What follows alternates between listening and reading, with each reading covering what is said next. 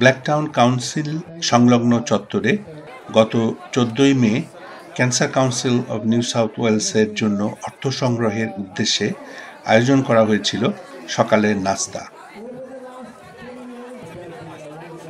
Good morning Bangladesh নামে এই অনুষ্ঠানটি ১৭ বছর আগে শুরু করেছিলেন নিরলস সমাজকর্মী ডক্টর আব্দুল হক। গত বছর তার মৃত্যুর পর এই প্রথম তাকে ছাড়া অনুষ্ঠিত হলো গুড মর্নিং বাংলাদেশ।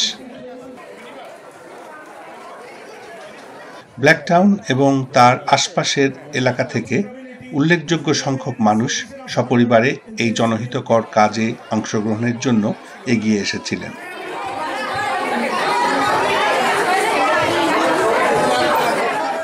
আনুষ্ঠানিক পর্বের শুরুতে ডক্টর আব্দুল হকের প্রতি শ্রদ্ধা জানিয়ে ১ মিনিট নীরবতা পালন করা হয়। আমরা ১ মিনিটের সাইলেন্স নিচ্ছি ফর ডক্টর আব্দুল হক। ধন্যবাদ।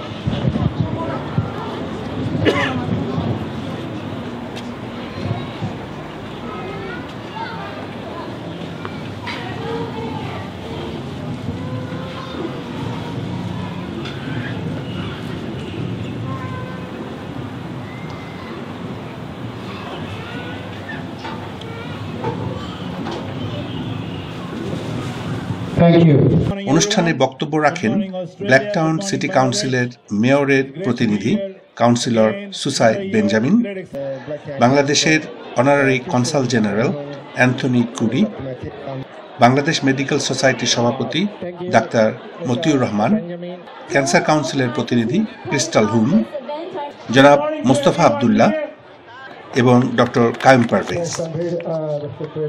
এছাড়া বক্তব্য রাখেন ডক্টর হকের পরিবারের সদস্যবৃন্দ, সাথী, রানা, আলমগীর এবং মিসেস হক। সবাই আপনারা এখানে আসছেন কষ্ট করে, এই জন্য খুব ধন্যবাদ। আর আমরাও খুব হ্যাপি, সব কিছু সুন্দর মতো হচ্ছে। সবাই রিমেম্বার করছে ডক্টর আব্দুল হককে, এই বড় কথা। Thank you for coming. অনুষ্ঠানটি পরিচালনা করেন Tanvir Shahid. Thank you so much.